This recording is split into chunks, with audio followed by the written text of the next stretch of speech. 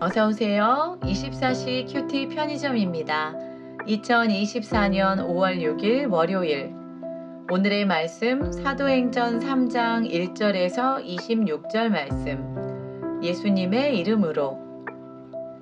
예수님의 이름으로 걷지 못하는 사람을 고친 베드로. 어느 날 오후 3시 기도하는 시간이 되어 베드로와 요한이 성전으로 올라가고 있었습니다. 성전 문에는 태어날 때부터 걷지 못하는 사람이 앉아 있었습니다.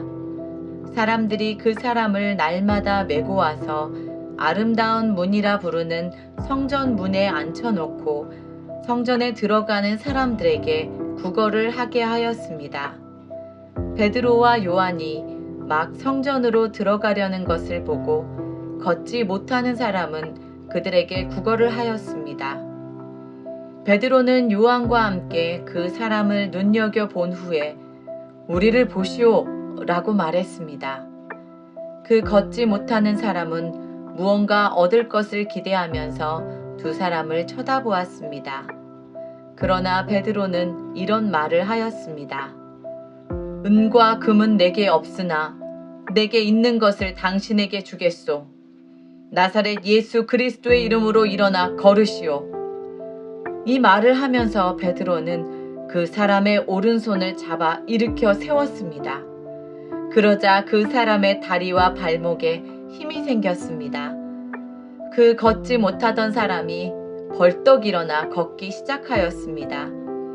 그는 두 사람과 함께 성전으로 들어가 걷기도 하고 껑충껑충 뛰기도 하면서 하나님을 찬양하였습니다. 모든 사람이 걷지 못하던 사람이 걸어다니는 것과 하나님을 찬양하는 것을 보았습니다. 사람들은 그가 전부터 성전의 아름다운 문에 앉아 구걸하던 바로 그 사람이라는 것을 알고서 눈앞에서 벌어진 이 일로 인해 크게 놀라며 이상하게 생각했습니다. 예수님의 이름이 갖는 의미를 설명한 베드로. 그 사람은 베드로와 요한을 꼭 붙들고는 놓아주질 않았습니다. 사람들이 모두 놀라 베드로와 요한을 보러 솔로몬 행각이라 부르는 곳으로 몰려들었습니다. 베드로가 이 사람들을 보고 말했습니다.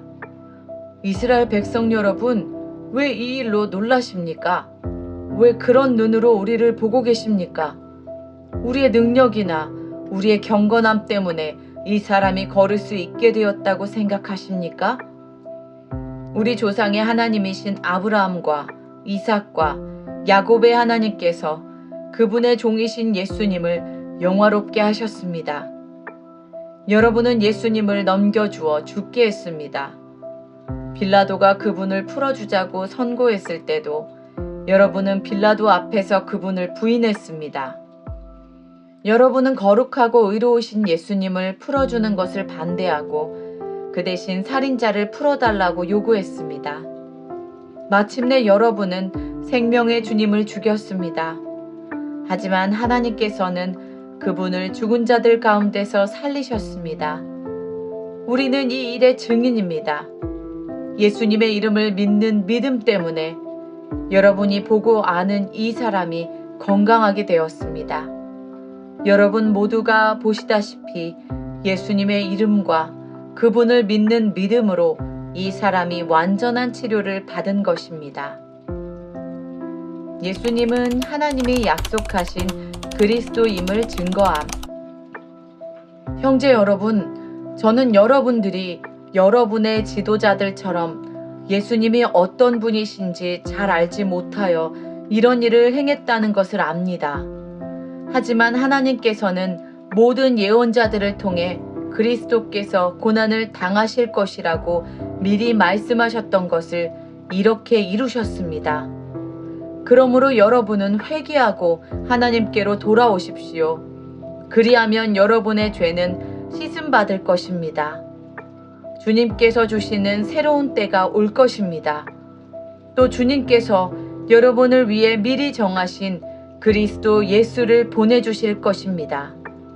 예수님은 하나님께서 오래전부터 그의 거룩한 예언자들을 통해 약속하신 대로 모든 것을 원래의 모습대로 회복시킬 때까지 하늘에 머물러 계셔야만 합니다. 모세가 전에 이런 말을 하였습니다. 너희 주 하나님께서 너희 형제들 중에서 나와 같은 예언자 한 사람을 세우실 것이다. 너희는 무엇이든 그분이 하시는 말씀에 귀를 기울여야 한다. 누구든지 그분의 말을 듣지 않는 사람은 하나님의 백성 가운데서 끊어질 것이다. 사무엘을 비롯해서 그의 뒤를 이어 하나님의 말씀을 전한 모든 예언자들이 이 시대에 대해 예언하였습니다. 여러분은 예언자들의 후손들이며 하나님께서 여러분의 조상과 맺으신 언약의 후손들입니다. 하나님께서는 아브라함에게 이런 말씀을 하셨습니다. 내 자손으로 말미암아 땅에 있는 모든 민족이 복을 받을 것이다.